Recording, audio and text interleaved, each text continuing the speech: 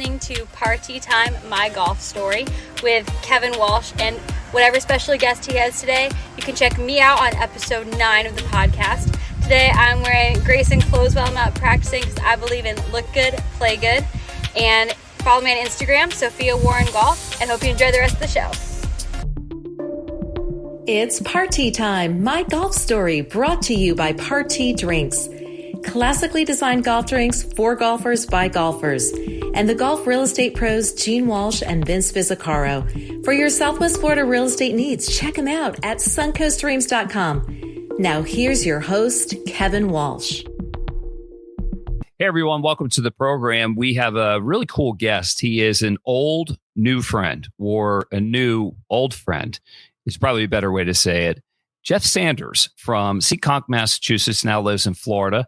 I had the privilege to be on his bag about a week before this recording. We're recording on a Monday night, June 23rd.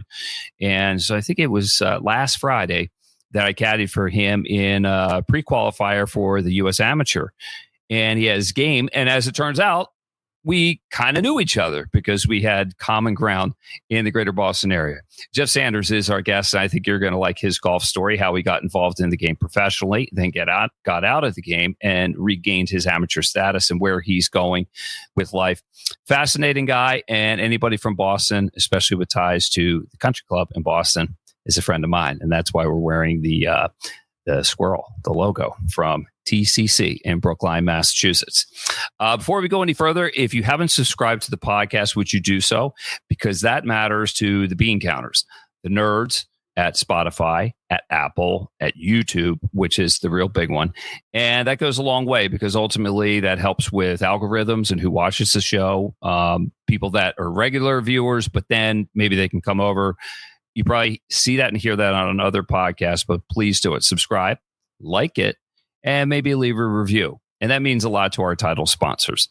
Big thanks to Party Drinks, the title sponsor of Party Time, My Golf Story. If you're looking for a drink alternative on the golf course and you're tired of beer because you feel like you're swinging around a beer and it makes you feel fat, then try a Party.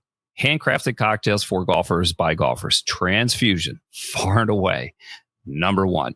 And a big thanks to the golf real estate pros of Gene Walsh and Vince Visicaro from suncoastdreams.com, a division of fine properties in the greater Sarasota area. Both Gene and Vince are based at Lakewood National Golf Club, where this podcast originates from. And my next guest has connections to Lakewood National Golf Club, too. And if you don't have Party at your golf course, then get in touch with Paradise Craft Distributors. Paradise Craft is the exclusive distributor of Party across the state of Florida. All right, let's bring in Jeff Sanders. Hey, man, how are you? It's been like a week or so. Kev, I'm good, man. How are you? I'm doing good. Let me just start by just saying I really enjoyed caddying for you the other day. I hope I didn't mess you up too much when it counted. How did the attempt at qualifying for the U.S. Amateur go at concession for you? You were great. You showed me around. You showed me the ropes where not to hit it, where to hit it, if I could hit it there. But no, that was a fun day, and I'm glad we connected. Your intro was perfect. You know, it's like we've been connected all these different ways, and it's always fun when you cross paths and you finally meet someone like that. So this will be fun. Well, the world is small, and it's getting smaller in the context because of social media, because of electronic media and everything. But I like to say that golf double shrinks the world. So if golf is a big part of your life, and clearly it is for you, which we'll get into, and it is for me, you're going to bump into somebody you know, or even if you don't know them directly, you have mutual friends. And then if you take a place like the Country Club in Brookline or Concession Golf Club, bucket list places, it triple shrinks the world because you're going to meet some, and that's kind of sort of how we met. Would you agree with that? Yeah, no, you're right. I mean, the golf world, anybody that's been in it or worked in it, especially, caddy, PGA professional, it's amazing how small the network is. You can say that about a lot of things, but golf especially, I mean, it's who you know, it's brothers from another mother. It's a really, really small world. So yeah, it's a cool thing to be a part of. Well, anybody that golfs is my friend. And you are my friend, not just because of golf, but that's a great jumping in point for stuff like that. But let me take you back to the beginning. You're a native of Seekonk, Mass. Give me a little geographical lesson. I know where I think South Shore of Boston, but why don't you describe it? Yeah, you said it right. We're exit 1 in Massachusetts. It's funny. It's right outside of Providence, Rhode Island, about 10 minutes outside the city. I've got a 401 area code, right? But technically I'm a mass hole. We're about an hour south of Boston. A lot of great golf in the area, the RIGA, Rhode Island Golf Association. A lot of those clubs there are sort of members of both. Grew up playing at Ledgemont, Crestwood, Wannamoisett Country Club, where I caddied and played. That was kind of my growing up around the game. Gotta love Providence. Tell me about the old neighborhood. What was life like? Yeah, fun growing up. I'm one of 5 kids, so big family. 4 sisters for me. So that was good. I couldn't get beat up. Well, Meg took a few swings at me, but for the most part, around 12 or 13, they couldn't beat me up anymore. But a really athletic family, right? My mom, it was before Title IX, but she was a 3-sport athlete at University of Rhode Island. So that would have been 3 D1 sports back in the day. My older sisters were all competitive swimmers and collegiate swimmers. My younger sister was a collegiate soccer player. I technically didn't play collegiate golf. So, I might be the worst athlete in the family, I guess. But a really competitive, athletic family. We took sports really seriously. And for me growing up, I played all sports. You grew up in the Northeast, you're a Philly guy, right? So like seasonality is important. We didn't really specialize like a lot of kids do nowadays. I'm 36. It doesn't feel like it was that long ago. But, in the winter, it was basketball. In the spring, it was baseball. In the fall, it was football. I sort of gave football up as I was getting into high school. And golf was always like the summer game, in between when baseball ended. Around middle school, golf really became my favorite. Never gave up the other sports. Luckily for me, I could replace golf with football because our high school football team wasn't very good. It was a fall sport for us where I grew up. And that was it for me. I love golf. So, but played everything growing up.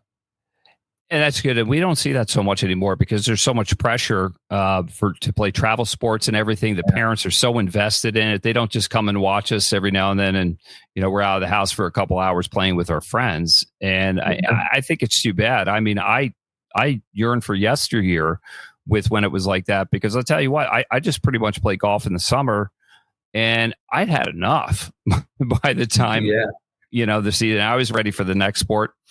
Played football for a while. So I'm with you on that. Are there other golfers in the family too? Yeah. So my mom's a great golfer. My dad's a golfer as well. But my mom's like a super athlete. So she's 71 or 72. She wins the Net Club Championship every year. She'd say she's like a 16 handicap, but like you talk about a sandbagger, she's probably the best 16 out there. She hits it like a 2. But she's a great athlete. So yeah, mom, dad, grandfather were huge influences in getting me started young, 5 or 6, but started taking it more seriously in middle school. You mentioned a minute ago, like you'd play all summer and then, you're sick of it. You're ready for the next thing. For me, that was like childcare for me. There was a public course, Swansea Country Club, on the way to my dad's office. And when I was in 6th grade, they bought me a summer membership, a junior golf membership. My dad would drop me off at 7 a.m. My mom would pick me up at 3:30 or 4 o'clock. And like, that was my day every single day.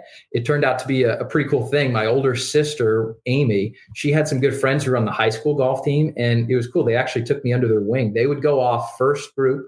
They tee off at 7. They buzz around in 2.5 or 3 hours. And they let Amy's little brother tag along and play with them. And they were good high school golfers. So that was like great exposure to me. And we did that 3 summers in a row. And that's when kind of everything started to change for me, and golf kind of became number one. Well, that's how it works for me. Oh my gosh. I mean, what better place than to be at a golf course? You're around good people.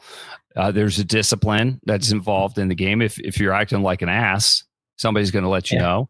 You learn etiquette, respect for the game, and everything else. And I was trying to be cool around these high school kids too, So, I was watching myself. It was great. Well, I think the good thing about golf, and it sounds like your place is kind of like where I grew up in Huntington Valley, PA, is if they saw a little whippersnapper, the better players, nobody big time to anybody. Mm-hmm. If you were trying to build a game, somebody helped them along the way. So you would be invited to join the group. And I imagine as you got older and better, maybe you pass that down and return that favor to somebody else?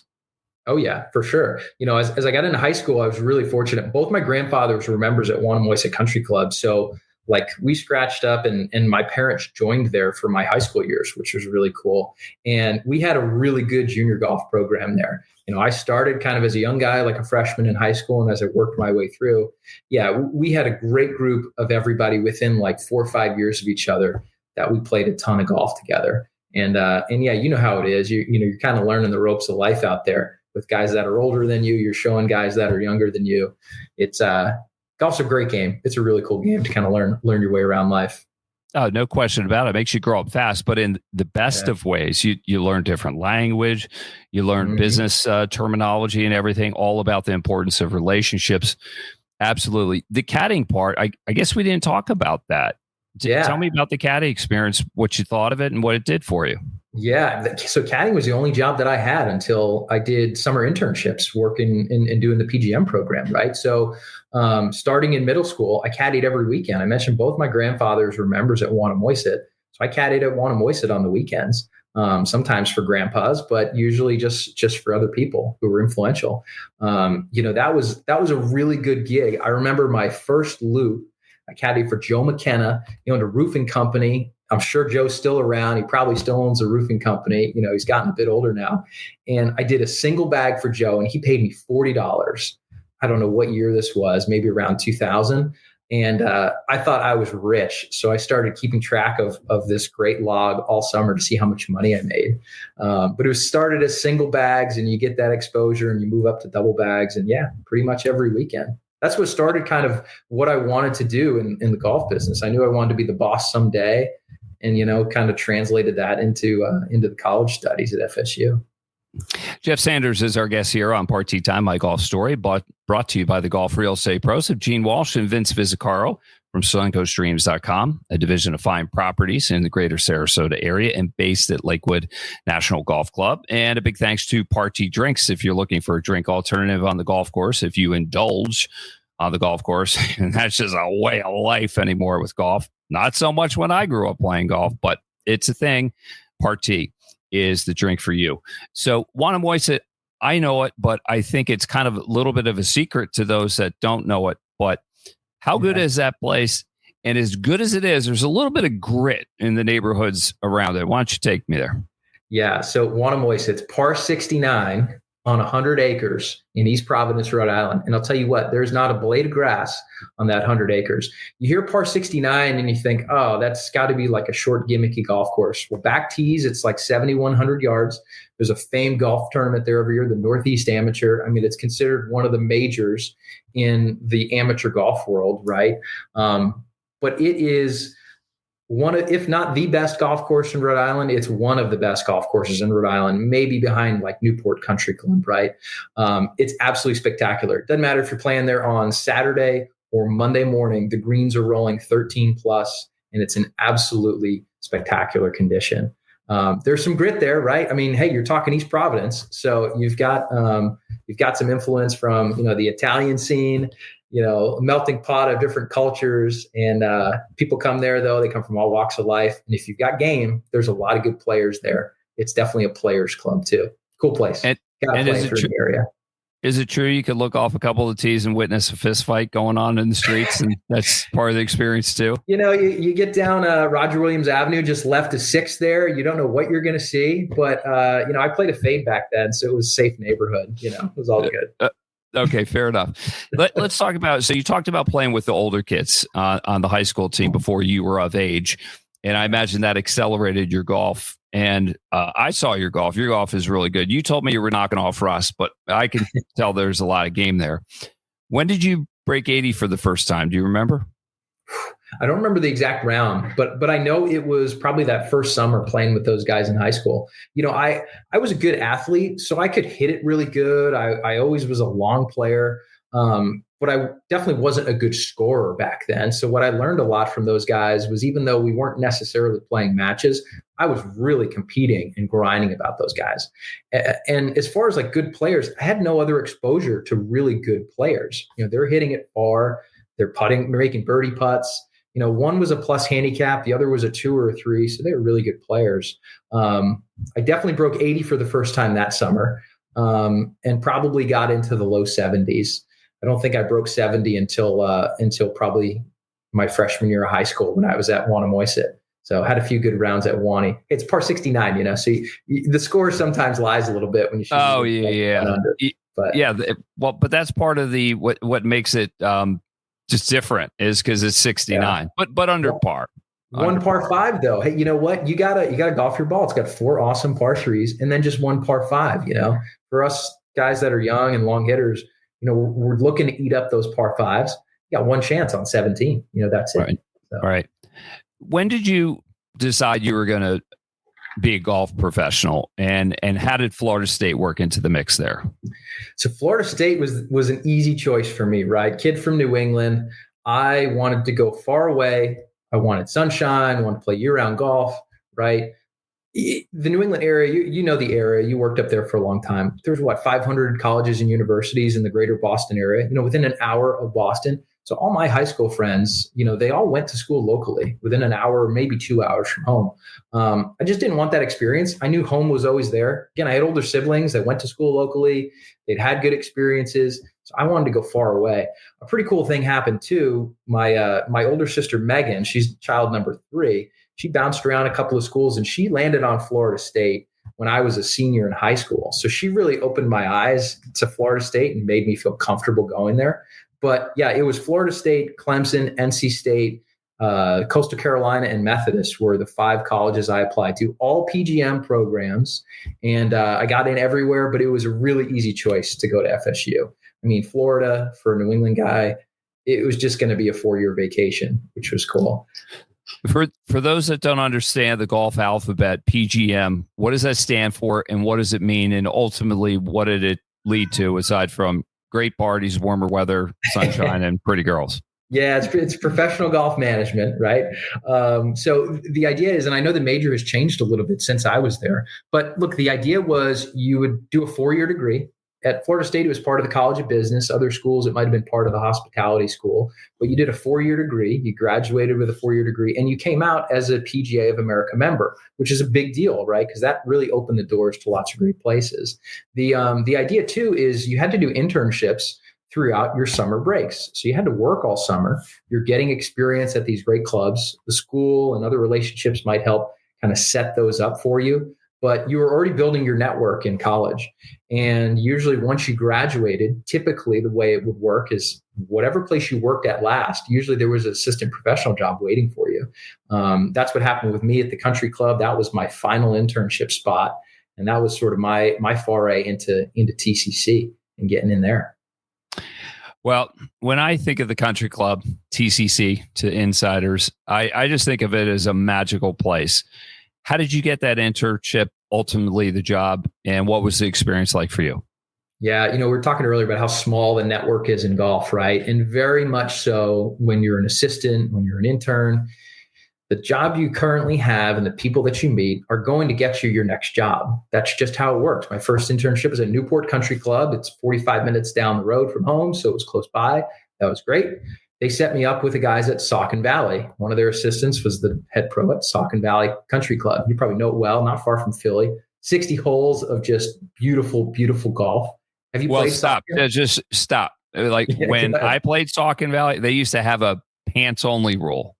No kidding. It's old school. It is old school. It's great, though.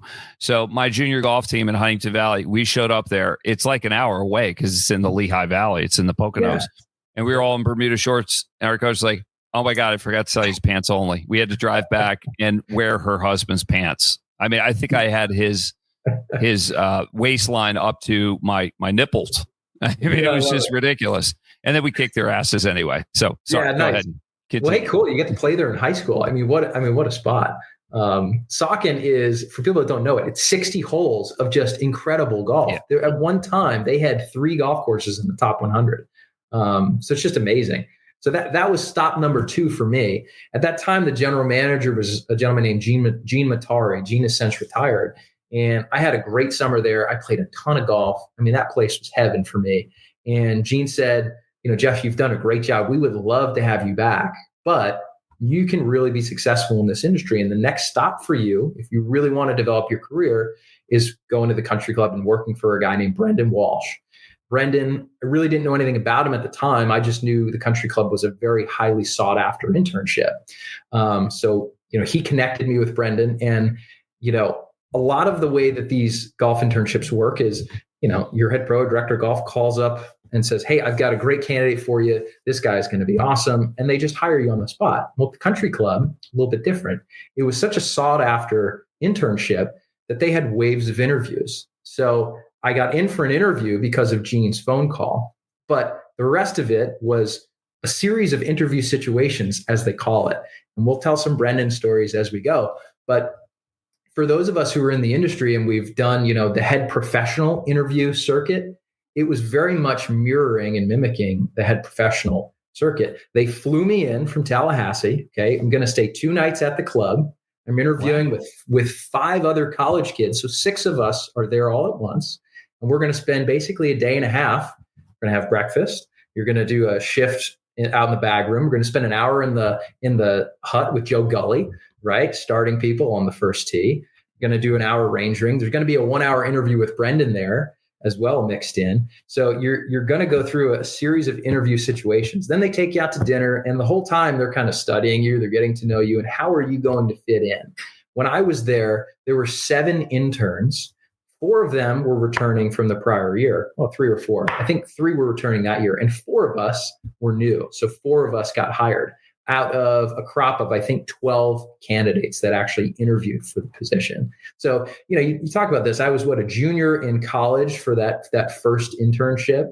Blew my mind. It was just such an experience. And you knew that this was going to be a real serious place. And it's all about professional development. And then on the personal side too, as you get to know Brendan, I mean, he really cares about his people, his team as human beings. And, I really grew up at that place. Did 2 internships there. And then I had an assistant job waiting for me when I finished the internships. Well, and from there, but I want to go back there because there are good stories to tell about there. And Brendan, the Brendan Walsh golf tree, for those not in the know, is good. And it might be. I'm not going to say it's bigger than Bob Ford's golf tree, but it's just think about NFL coaches and everything. Anybody that's worked from Brendan goes on to bigger and better things, and you did, and we'll get into that. But Brendan is an interesting guy. The one-day member guests. He would always give a speech to kind of give you a lay of the land, the history of the club and everything. It's about 2 minutes long, but it's a very nice Cliff's Notes version of what's happened at that place over 100 years. Do you have a Brendan Walsh imitation? I want the voice. Welcome to the Country Club. I'd like to tell you a bit about our club. That's how it starts, right? Tell me this. Brendan's been a guest here before, and I did the imitation of him, and then I stopped, and he picked up where, because I had the speech down. Yeah. Did you guys ever do Brendan imitations like when he wasn't around? Just around. Be honest. All the time, right? But Kevin, I can't divulge that on this. I've got a reputation to uphold. No, Brendan. I mean, we'll tell some Brendan stories, but he was a really influential person in my life, right? I mean, I grew up around him. I grew up from him. He's very much like a John Wooden figure. He's got all the quotes, but he really lives by the decree that he's putting on his staff and asking them to be better. I mean, just a wonderful, wonderful person. Can't say enough amazing things about Brendan. He's really great. Now, you also, aside from working there, doing the internships and then being an assistant professional, you lived on campus. Yeah. What was that like? Yeah, 2 of the 3 years I lived on campus. I was part of the final crew that actually lived in the men's locker room building. Now, for those of you who have been to the country club, yes, that's an original building on property, right? It's over 100 years old.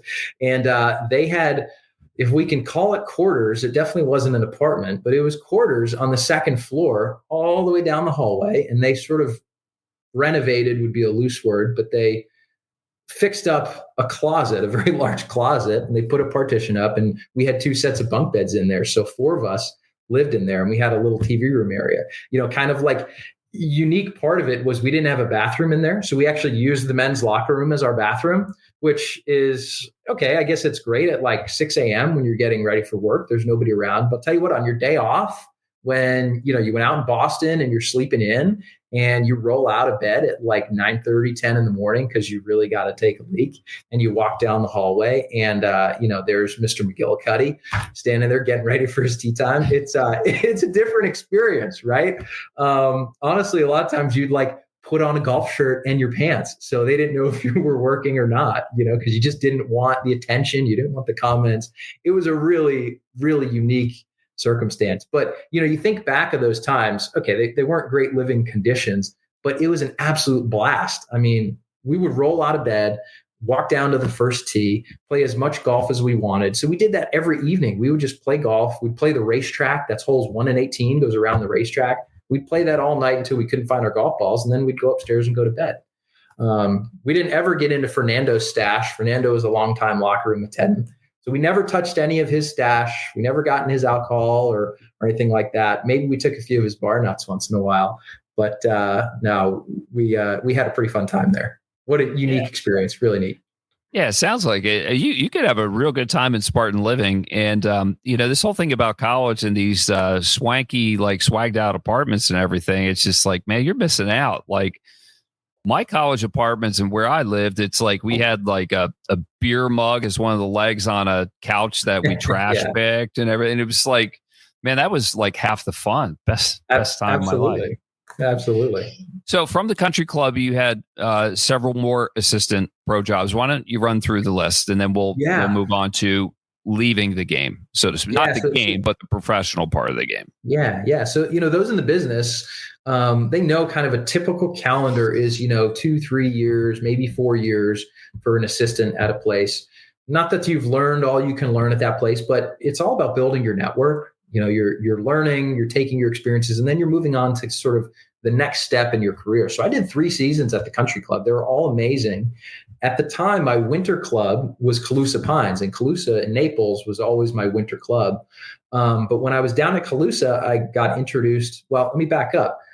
My first year getting hired at Calusa, I was hired by the director of golf, a gentleman named Eden Foster.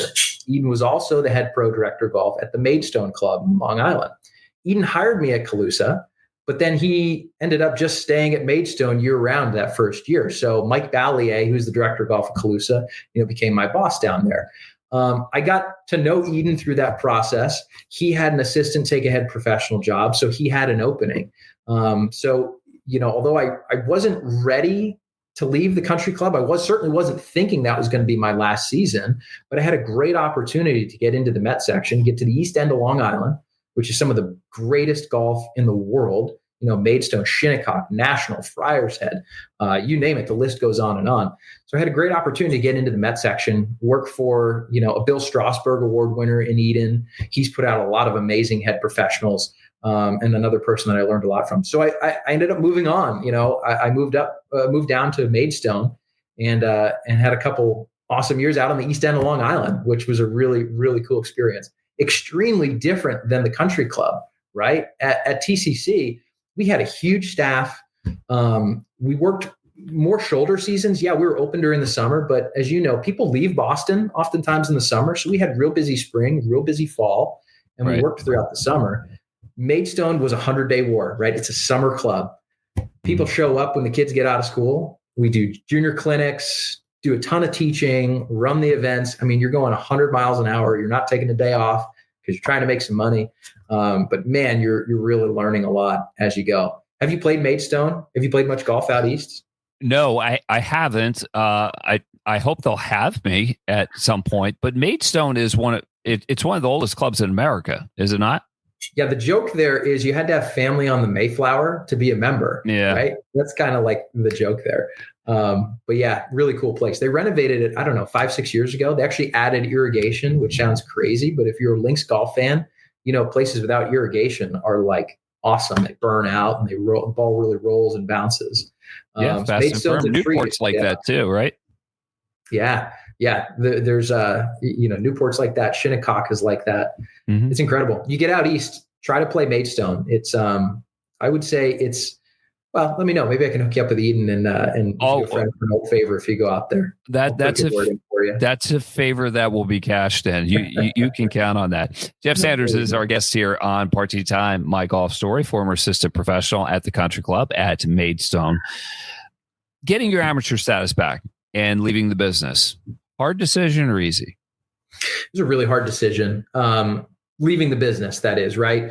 It was kind of all I knew. I'd been a golf professional for 7 years. I'm a really loyal person. I was committed, and I'd just been having these thoughts. Anybody who's worked in the industry, you're working every weekend, you're working every holiday, every birthday.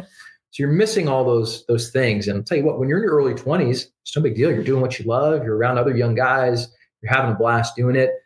You start to get to your late 20s, you've got relationships, you're thinking about getting married, you're thinking about having kids, and you just have that realization of, is this really kind of this schedule that I want to live? Nothing against that, right? But I was kind of having these thoughts. I was interviewing for head professional positions. I was in the final 2 at a club outside of Boston, and I flew up for the interview. I went through it. I think it went really well. And I just had this feeling. It was like an aha moment. I mean, I had these thoughts before, but this was like a really clear aha moment. And I thought, man, they're going to hire me. And I could be their head professional. I could do a good job. But in 3, 4, 5 years, I might be feeling the same way. So I landed down in Naples, Florida at Fort Myers. And I literally called them from the airport. And I said, sorry, I got to pull my name out. I'm not your guy. I appreciate everything. And I started looking for kind of the next phase in my career that day. Wow. But it was a really hard thing. But I did have that kind of aha moment, and then started the search. Well, it sounds like it was kind of cooking and marinating in you for a while, as you said, and then it all hit you at once. And good on you to recognize it, like when it came to a head and you had the balls to pick up the phone and just say, I'm not your guy. I don't want to waste your time. And sometimes that's hard, like, especially if you thought you were the guy letting them down, but that's you knew in your heart that you had to do that. So you left the golf industry. What are you doing now? Yeah. So now I work in the wonderful world of insurance, right? I know it sounds boring. Sounds very cliche for a former golf guy, but I'll tell you my story. It's funny. I have talked to a lot of guys that have kind of transitioned out of the industry. Not that I'm advocating for it, but I've got a lot of friends, and I'm always happy to talk to them and share my experience, right? Because it's a scary experience. So when I was leaving the industry, I was looking at a couple of different paths. But it was really important to me that wherever I went, they had a training program, a mentorship program. I've been really fortunate in my life. We mentioned Brendan Walsh, we mentioned Eden Foster, Mike Ballier, Calusa. We didn't talk Kittansett, but I was at Kittansett for a couple of years working with Pat Gunning. Been really fortunate to have great mentors in my life. Not that I've really tried and asked them for all kinds of help, but I've just been there, and they've been incredibly generous people to kind of share their time and their life with me.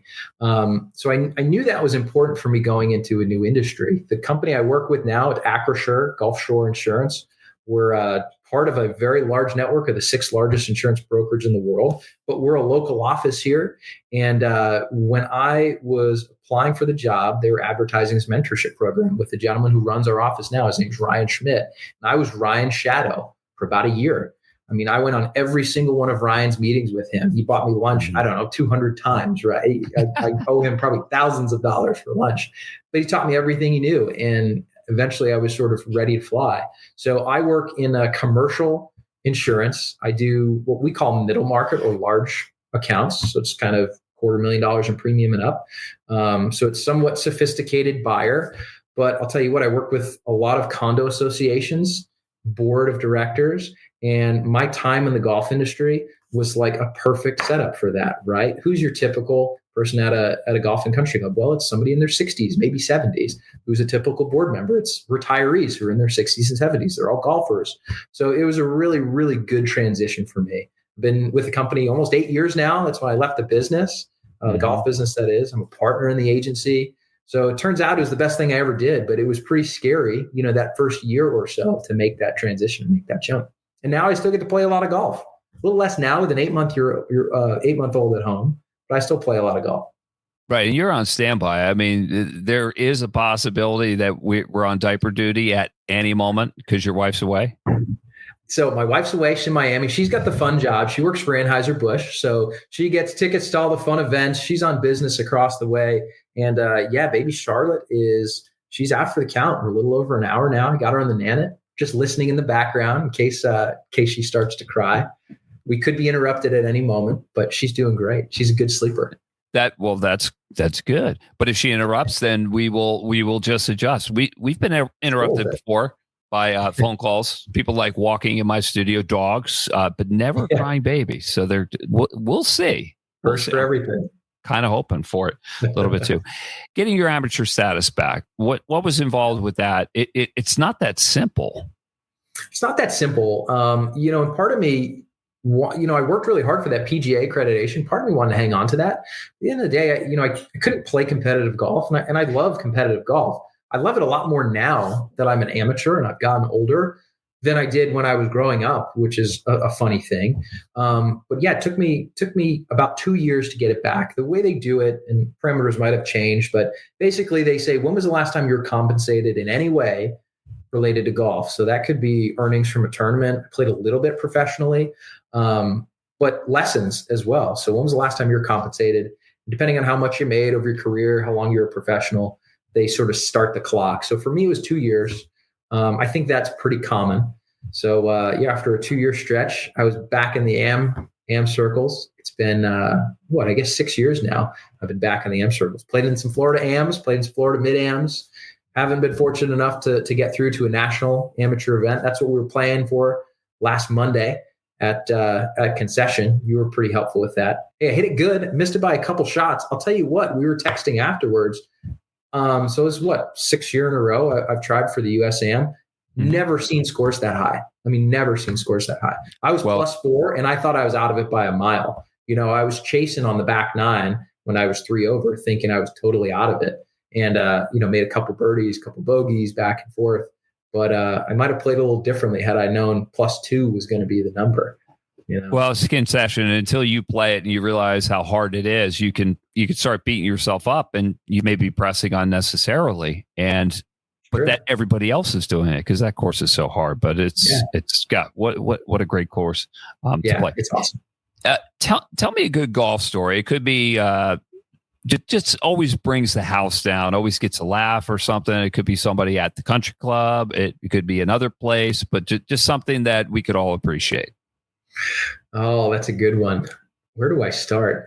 Let me think here. You're catching me a little off guard. I think of celebrities that I've played with. Man, give me some help. Did I tell you one when we were out there last Friday? No, you didn't. But yeah, let me help you out. Like, are you familiar with the Justin Bieber story at the country club? No. Go tell me that. You have time? Tell me that one. He brought the crew and everything, and it was it was something because he loves his golf. Anytime Tom Brady would come up and play and everything, that always the caddy's like, he's here. And from what I've been told, the guys at loop for him, it's one of the best loops ever because that's cool. He paid well, good player, was interested in their lives, busted balls, and you could bust his balls right back. He could dish it out, but he could take it. Yes. Isn't that cool? That. All right. I think of one working at the country club, right? So we had a lot of celebrities come through there. Not that it was a big celebrity attractor, but it's a great place, right? I think of I've seen presidents come through, but one that's really cool to me being a Boston guy is a Roger Clemens story. So we've got the ladies one day member guest. And if you've been to the country club, you have sort of the big loop in the campus and you go all the way through the loop and you come out the other side near the bag drop. So the cars are rolling through. I'm working the bag drop that day, as we all kind of would do when you got 100 ladies showing up. We're pulling bags out of trunks. And I can see out the corner of my eye all the way down at the beginning of the driveway, 100 yards away, is this tiny little blonde woman and a big giant guy carrying her bag. So, when you work for Brendan, you see somebody, you don't sort of wait for them to get close to you. You just take off running. So I took off running, to jog over to meet them. I had no idea who it was when I got over there, Turns out it's Roger Clemens. They had a car service drop them off at the front gate. Okay, you've been to the country club. It's a Woody long is walk. not. Woody's not a real guard. Okay, but the driver got spooked. He didn't think he'd get through, and they just dropped them off. So they walked up the road, across 15, into the campus. Anyway, I met him sort of in front of the clubhouse. I thought, holy crap, this is really cool, Roger Clemens. Well, his wife goes out to play in the event, and he's just there to hang out. He just sort of thinks, well, I'll just hit some balls. I'll have lunch, do my thing. He's wearing gym shorts and a T-shirt. So we got him outfitted. We got him dressed. Let him hit some balls. We let him have lunch. I mean, he's the Rocket. He's a Boston legend. So anyway, there's a good one. Didn't play with him, but that was a good Roger Clemens story. I like that you had to redress him appropriately because he was not properly dressed to hang. Of course. Come on, Roger. You should know better. Tell me about your wife, how you met her. Yeah, we met classic millennial love story. We met on a dating app, Bumble. We're both living in Naples at the time. If you've spent any time in Naples, it's not exactly a place to find love in your 20s. It's a retiree area. But, she was down here and we met through Naples. Funny thing about her is she was working in the sports marketing industry. So she really wasn't a golfer before meeting me, but her office in Naples, they ran the professional golf tournaments that were in Naples. At the time, it was a company called Octagon Sports Management. They ran the Ladies CME Championship. They ran the Shark Shootout, and they ran the Ace Chubb Senior Tour event that was in town. We have 3 professional tournaments here in Naples. So it was really cool. She meets me. I'm still working in the golf industry.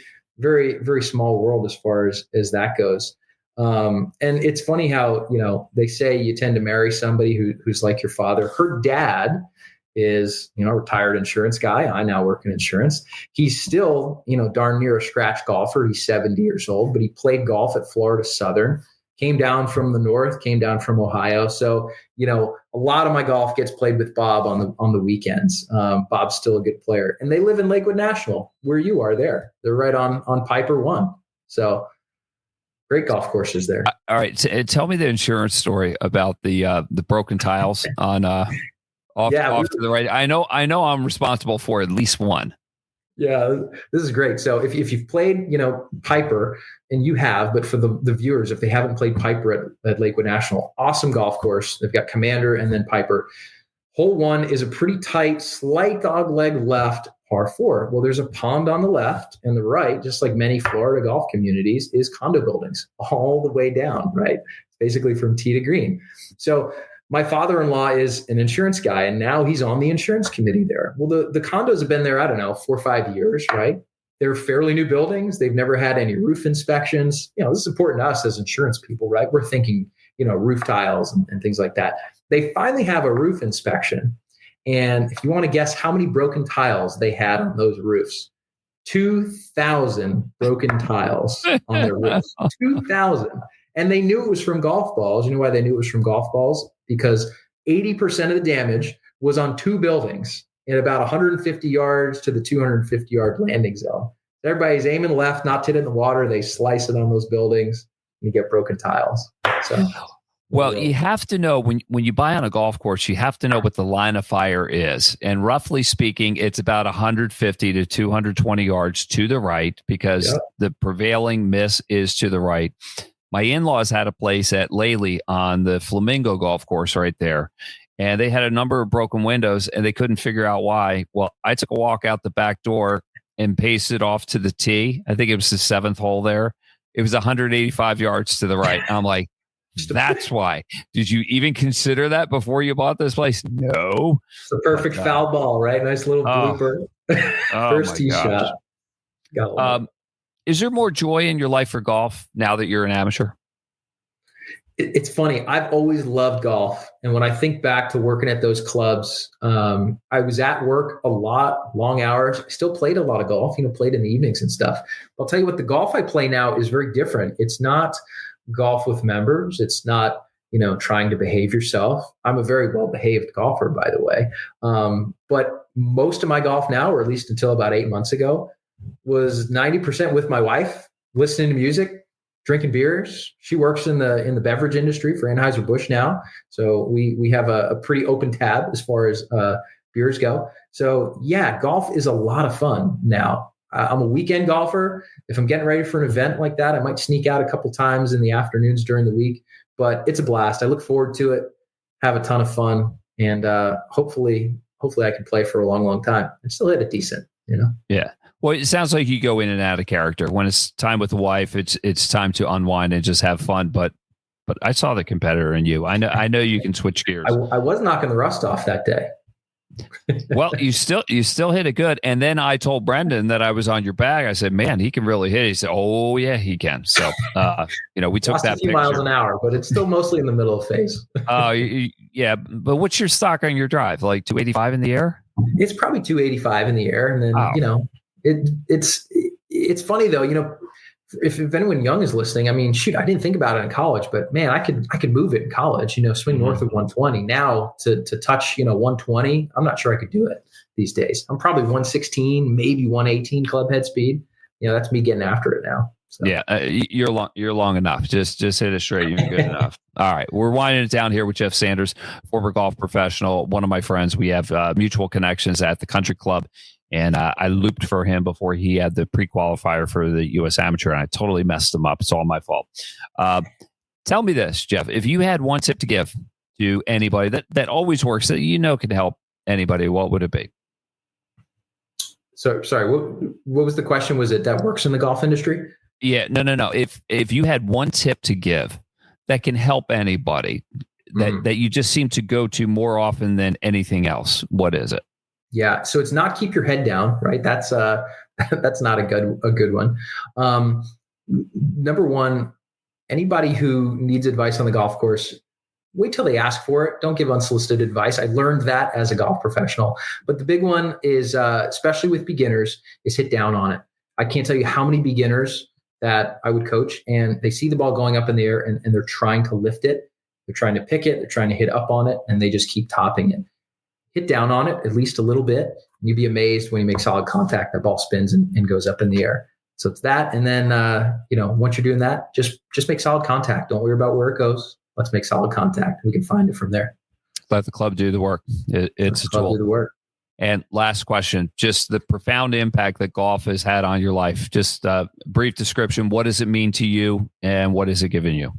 No, it's really enriched my life. I mean, I think of the relationships. Shoot, just meeting you, and now we're good friends. It's amazing. The people that you meet, the characteristics that you learn, the rules of golf are important, right? Calling penalties on yourselves, all these things. I grew up around the game, grew up on the golf course in a lot of ways. So it's really enriched my life. Hard to imagine kind of what my life would look like without it. I'm sure I'd be, a happy person, but I'm a heck of a lot happier with golf in my life. So yeah, very thankful for it. Yeah. Sounds good to me. Hey, Jeff, man, I think you might have a diaper you have to change here. I mean, Charlotte's done a great job snoozing through this boring ass interview. She's a good sleeper. She'll probably have me up at 2 a.m. and yeah, I'll be changing diapers, flipping burgers there. Whatever it takes, whatever she needs. Hey man, you're Mr. Mom. You're home alone. You gotta, whatever that kid needs, you let her have it because she's a princess. Hey, it was great catching up with you. Let's keep in touch. And next time you're visiting the in-laws at Lakewood National, let's get it on. Let's get out and play a little money game. You up for that? Yeah, that sounds good. We'll connect when I'm up there next. That'll be fun. We'll get out there. Okay, cool. Jeff Sanders has been our guest here on Part T Time. Big thanks to our title sponsors, Part T Drinks. If you're looking for a drink alternative on the golf course, try Part T. For golfers, by golfers, and try Transfusion. And big thanks to the Golf Real Estate Pros of Gene Walsh and Vince Vizzacaro from suncoastdreams.com, a division of fine properties in the greater Sarasota area, based at Lakewood National Golf Club. If your dream is to live on a golf course, nobody better than Gene and Vince to help you out. For Jeff Sanders, I'm Kevin Walsh. We'll see you again next time on Part T Time, My Golf Story. You've been listening to It's Party Time, My Golf Story, brought to you by Party Drinks. Classically designed golf drinks for golfers by golfers, and the Golf Real Estate Pros Gene Walsh and Vince Vizzacaro. For your Southwest Florida real estate needs, check them out at suncoastdreams.com or call 941-220-4000.